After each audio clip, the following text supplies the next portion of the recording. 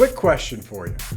Have you ever known something was important, yet you pushed it to the side or put it off for a long period of time because, well, quite frankly, things were okay or good enough where it was, and there were other things that were getting your attention before this important thing that you knew months or years later may come back to bite you in the old, you know what? I'm going to talk about this concept on today's Agent Leader Podcast.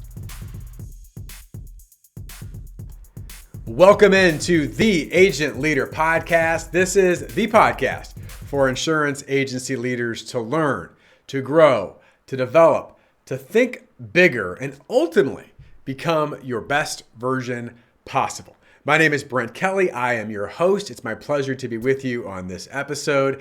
And on today's episode, we're going to continue down the Good Results Trap series. So this is a 7-part series, and today is part number 6 of the Good Results Trap. I'm going to talk about what that means in more detail if you've missed prior episodes in just a moment. But if you have missed prior episodes, good news. They're all sitting there on your favorite podcast platform. Go take a listen. You can hear about each and every one of these traps. And some of these traps may apply to your agency more than others, which is totally understandable. But the design of this series is to help you as an agency leader see clear. And maybe there are some good results that your agency is getting or you think you're getting that, quite frankly, there's a much bigger, better version of you and your agency waiting for it to arrive. And so I want to address these traps one by one. And on today's podcast, I'm going to talk about trap number 6 of the Good Results Trap, which is ignoring the power of 80-20. Ignoring the power of 80-20. I've talked about 80-20 in some prior episodes, but we're going to take this at a level of really focusing on this as a potential trap. That if we don't apply 80-20 or if we ignore 80-20, what it can cost our agency, and really understand what it means and where you can begin as an agency leader to address this potential good results trap. Now, before I get into today's episode, as far as the featured content, I do want to remind you, if you haven't listened to past episodes or this is your first episode, first of all, thank you, that we are offering an incredible opportunity for all of our listeners. If you would like to get a customized best version plan for your insurance agency, this is a customized plan delivered directly to your agency live with one of our coaches. It starts by booking a phone call, a simple phone call that we can get to know you and your agency a bit more. And from there, we'll conduct an assessment and then deliver to you a customized plan. It starts by going to sitkins.com/book-a-call. I want to make it as simple as you possibly can. Go to Sitkins, sitkins.com/book-a-call. You will set up a short call with one of our team members. Again, from there, we'll conduct an assessment, then deliver you a plan. And the cost and obligation is zero. We know that if we can deliver to you a high-level plan to help your agency, you'll take it wherever you need to, possibly as a partner with us, and maybe not. Bottom line is we want to provide as much value as we possibly can to your agency. So again, go to sitkins.com/book-a-call. There is absolutely nothing to lose, but lots of stuff to gain by booking this call. So please go check that out. All right, let's get into trap number 6 today. And I mentioned earlier, I've talked about 80-20 in past episodes, but I want to take it a step further today. Trap number 6 is absolutely ignoring the power of 80-20. Now, when I'm at live sessions or if I'm doing an interactive event online and I ask agency leaders and agencies in general, have you ever heard of the 80-20 rule? Almost every hand goes up. Yep, I've heard of it. I think I know what it means, or at least it makes some sense to me. The second question is, how many of you as agency leaders and agencies are truly applying the power of what 80-20 means to your agency? And typically when I ask that question, almost every hand goes down. There may be a few hands kind of half up or a couple people that really are utilizing it. But for the most part, most agencies ignore the power. Maybe they know of it, but they ignore the power of the 80-20 principle, 80-20 rule. Of course, this goes way back to Vilfredo Pareto. You may have heard this as Pareto's principle. He was an Italian economist, and he was the first one to really unpack this principle that 20% of the right input, of the correct input, will lead to 80% of the desired output.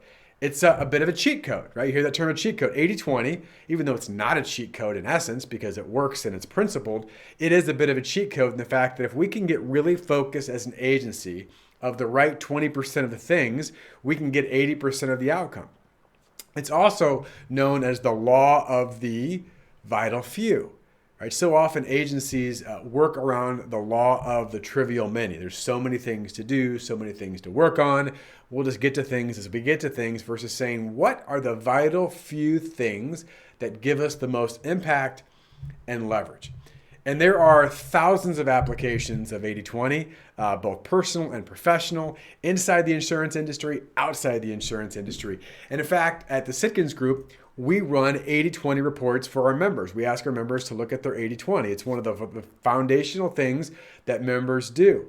And why do we do that? Because we see time in and time out. In fact, I just had a couple more agencies run some this past week, and we looked at them and talked about it.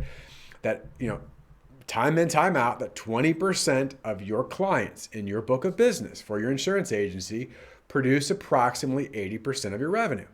Okay, maybe not the first time you've heard that. But when I have agencies take a look at it, what typically happens is they go, I know that I've got about 20% of my clients that produces a lot of revenue. But when they actually look at it, they take a look and they, with their own eyes, go, oh, what are we doing?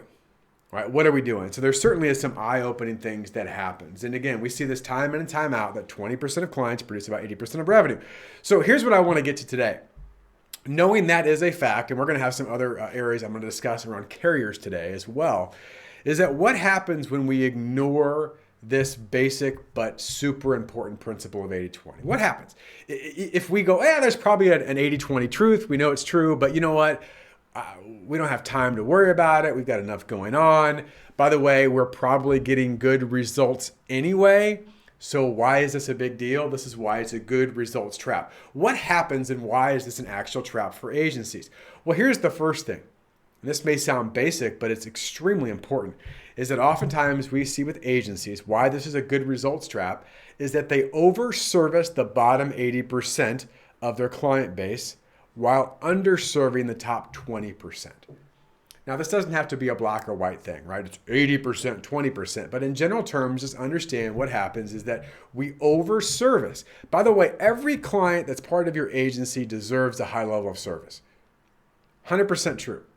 But what we often find is that we overservice, we overreact, right? In fact, if you just think about this as a pile of papers, that this stuff that comes in from your bottom 80% keeps getting put on top of the top 20% of your clients, who, by the way, may not even be as needy as your bottom 80%.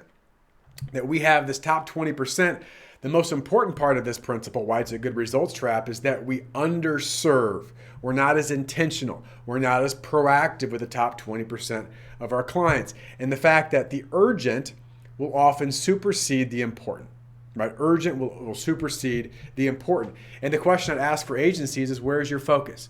Is your focus on the top 20% or thereabouts, the top end of your book of business? That we're going to make sure that these clients receive the highest level of our time and attention, or do we just take what comes next or take what comes first, right? What does it look like? So that to me is the critical, important part of all of this is, where is our focus? Where is our intention? Are we proactive with the top 20% or reactive to everything else? And so we have to get really intentional of how we're going to position this and understanding that at a starting point, who are those top 20% or top 10% or top 25%? I don't want to get caught up in the numbers, but we have top level clients that need and deserve our highest level of time and attention. Why else is this important if we ignore it, and why is it a trap? Well, in a similar vein, we often have profitable accounts that are subsidizing our unprofitable accounts. We have profitable accounts that will subsidize our unprofitable accounts. And you go, well, what do you mean by that? Well, if you really look at your book of business and you look at the revenue produced by client and you look at the amount of touches or transactions that often occur, there are many clients. In many cases, we see about half of your clients that are technically unprofitable when you do the math. Now, does this mean we just get rid of all of them? Not necessarily. But what it means is, are we allowing our profitable accounts to subsidize every other client. In many cases, we find this is true. And by the way, going back to just understanding the top end of this, we also make ourselves extremely vulnerable, because if we have profitable accounts that are subsidizing unprofitable accounts, and we somehow lose a few of our profitable accounts, we become much more unprofitable. Common sense, right? But we sometimes just lose what's basic and in front of us. So when you look at the 80-20 principle, just from a numerical standpoint, the top 5%, so just take it a step further, not the top 20% that often produces 80% of revenue, but the top 5% of a book of business, and this is of an agency, of a department, and oftentimes of an individual producer. The top 5% of clients produces half, 50% of the revenue. That's a big deal. Like, oh yeah, we know we have, or I know I have some large clients. But again, how intentional are we being with this profitable account that may be subsidizing the rest of our book of business? Are you okay with losing half of your top 5% or 25% of revenue? Probably not. You want to get really nitpicky. The top 2%, which we call super A's, these are like the super A's, produce 33% of most books of business, 33%, a third of our book of business. So my question is, if we lose focus, if we're unintentional, could we be vulnerable? Could we be vulnerable? The answer is yeah. Very likely we could be vulnerable in these situations. Why else is ignoring the power of 80-20 a good results trap? Again, if we don't do anything with 80-20, you're probably still going to get good results. That's why many agencies don't worry about it. But what if we did? What if we did? Well, here's something that can happen. We could be replicating the wrong relationships. We could be replicating the wrong relationships. I've said this on the podcast before. I want to say it again very clearly here. As an agency, as a department, as a producer, there are certain models that we begin to build and develop. Sometimes they're intentional, sometimes they're unintentional, but we all have some form of a business model. So here's something I want you to hear me say. You are going to replicate something in your agency or replicate something in your book. What do you want to replicate? If we don't get focus and control of replicating the right relationships, we're going to replicate ending all relationships. And quite frankly, you can't afford to do that, both from money and time. Right? There's a problem of capacity in many, many agencies. I've had Roger Sitkins, our CEO, on this podcast talking about sales and service capacity. It all stems initially from the power or the ignoring the power of 80-20 in your agency. And so if we don't take control of this, we will begin to replicate ending all accounts. And very quickly, a salesperson, a producer is going to say, gosh, I'm out of time, or I'm out of capacity, or I've plateaued. The service department says, we're overworked, we're overburdened, we don't know what to do. And what's really interesting too about 80-20, and I have mentioned this before, but I want to say it again. When we talk about 80-20 with producers and sales leaders and agency leaders that get it, they go, wow. What I'm really hearing here, and I really understand, is that if we apply this to our agency, even though we're getting good results now, we're going to replicate the right relationships and make more money with less clients moving forward. Yes. The answer is yes. And so that makes sense. The other part of it is that you think, gosh, for service teams, what are they going to think about 80-20?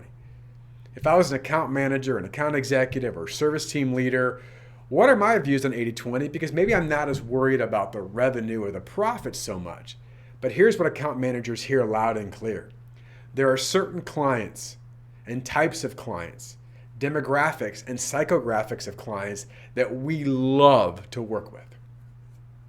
We love it. We enjoy the relationship. We enjoy the conversations. We enjoy that we're a true risk advisor and a provider of resources and tools beyond prices and quotes and transactions. We enjoy those conversations.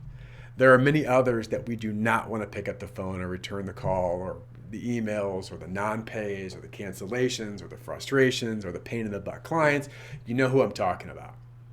And when we replicate the wrong relationships, not only are we limiting ourselves in terms of revenue and growth and profitability, but we're frustrating the heck out of our service teams. In fact, I've seen producers before. I've heard producers say this. Well, you know what? I mean, I wrote the account. It's not a great account, but it doesn't require a lot of work for me. So I like to keep the commission and not do much. I'm sure you do. I'm sure you do. I said this on a call with one of our potential agency members the other day that, for a producer, this is not an annuity. You don't write an account in 2019, never touch it again, and think you get paid a commission every year. It's not how it's supposed to work, although in some agencies that is how it works. And then we wonder why our service team is overworked and our sales team is plateaued and not doing much. Because we're not a results culture. Side note, separate podcast, okay? But there's an important thing to think about on this from the 80-20. When we replicate the wrong relationships, we plateau or stagnate our sales team, and we frustrate and overwork our service team. It's not a good model to replicate, right? It's not a good model to replicate. It's also interesting, too, when we're not focused on it. When we do focus on writing the right things and replicating our top accounts, right? I tell producers, if you've written a large account or a nice account, there's more like them. Replicate that model, replicate that idea, replicate that system, replicate that type of business, that type of individual, whatever it is that you write. Focus on that. And sometimes I'll hear a producer go, I did write a nice account, or I've written a couple of nice accounts. It was kind of easy. I wrote this nice, it could be any type of business, right? For example, I wrote this nice business account.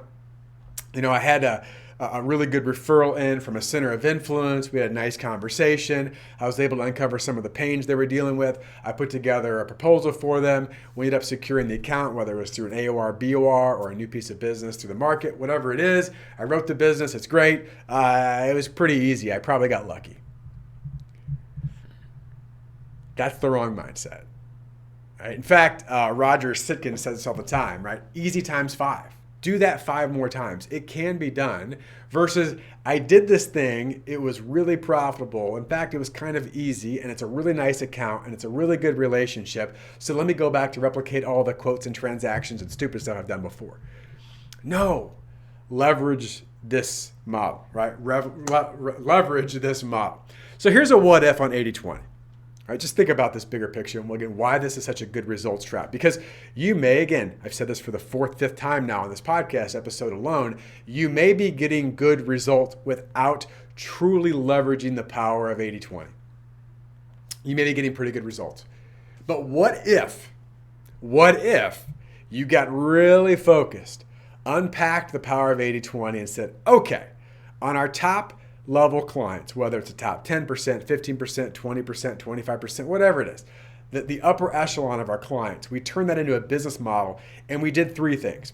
We made sure with our best clients, they were full-time clients, meaning they were rounded out, that we wrote every line of business that we could and should, that we didn't forget about it. We didn't take it for granted. By the way, I've done a previous podcast in the Good Results Trap about part-time clients. Go back and take a listen.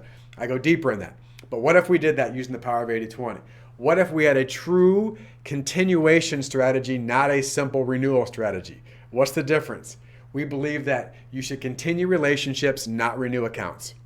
Every agency renews accounts. The best agencies get focused on continuing relationships starting on day 1. Defining the expectations, documenting expectations, delivering expectations to do what? Make that renewal thing, make the renewal a non or at least a less of an event. Right, so what if we used 80-20 to round out? What if you use 80-20 to get focused, to have a true continuation process to continue accounts, continue relationships? And then here's the big one. You've heard us talk about this before. What if we replicated the best relationships through a referral strategy? That we identified future ideal clients based on what we've learned from 80-20, based on the type of clients we want to write. And we earned and asked for referrals from our best clients. Yeah, but that makes sense. That's too easy. In fact, we'll close too many accounts. Yes, you will. Right? I'll say it again. If you don't do any of those, you can still get good results. But if you want to escape or break free from the good results trap and get results that you've never thought possible, while at the same time gaining more freedom and capacity in your agency, it's a pretty good process to follow. I would even say it's an amazing process to follow. All right, so that's the client aspect of 80-20. I do want to take a few minutes and touch on the carrier relationships. And we haven't talked too much about this, but it's super important, the carrier relationships. Just like the 80-20 with clients, we often see that agencies have too many carriers that have too low a premium or revenue per carrier. You're spread too thin. Now, this is where the argument comes in that, yeah, but we needed that one carrier for that one time for the one thing. Maybe. And now we have this carrier for this thing, and then we brought this carrier for this thing, and this carrier for this thing. And I don't understand why our relationship with some of our best carriers aren't as good as they could and should be. Just like your clients, you're spread too thin. You have too many carriers that produce too little volume per carrier, right? And the same philosophy is true. If you do a carrier report on 80/20, look at all your carriers, right? All the carriers you work with right now. And if you look through the top 20% of your carriers, probably produce about 80% of the results for your agency, right? What does that cause? Well, outside of lower relationships, it causes less money in terms of contingency income. Here's the great thing about contingency income. And if you're listening to me, you probably have received that. It's a good part. It's a good income, right? It's 100% profitable. It is, right? But we don't leverage it or maximize it because, again, we're spread too thin. So you want to maximize your contingency income by doing more with the best versus having too many carriers that you do too little with. It's a pretty simple, straightforward process. But I would ask you and challenge you to look at ignoring the power of 80/20 also causes you to ignore the power of your carrier relationships and potential contingency income.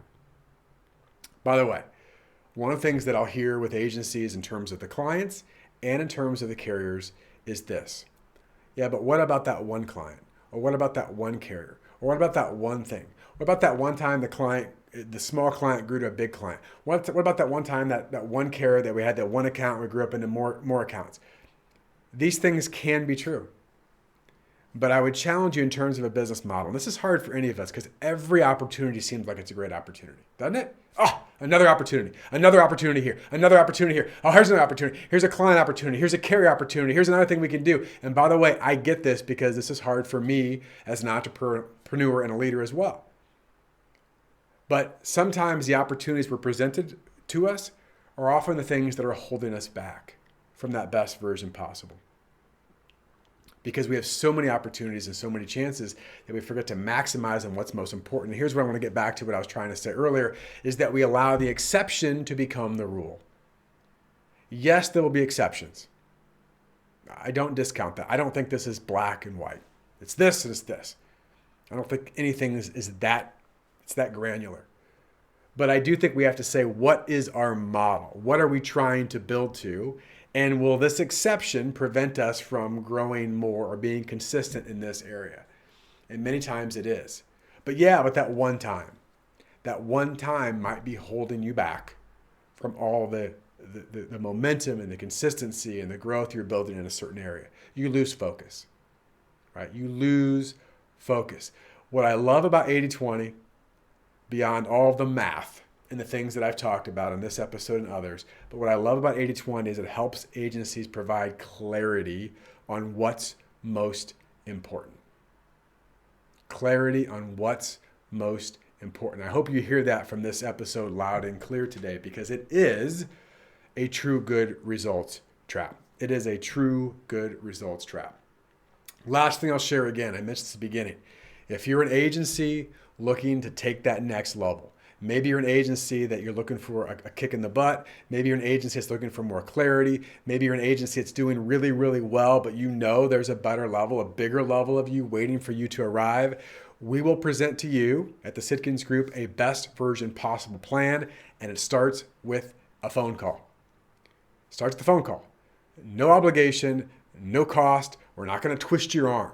We want to get to know you and to be able to deliver value to you so that you can make a decision of what's most important and what you want to do next. And it starts by going to sitkins.com/book a call. Go to sitkins.com/book a call.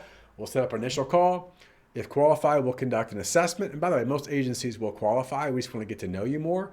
And then we will create and deliver for you a customized proposal based on key areas for your agency. It'll help you see clear and see bigger than you're thinking right now.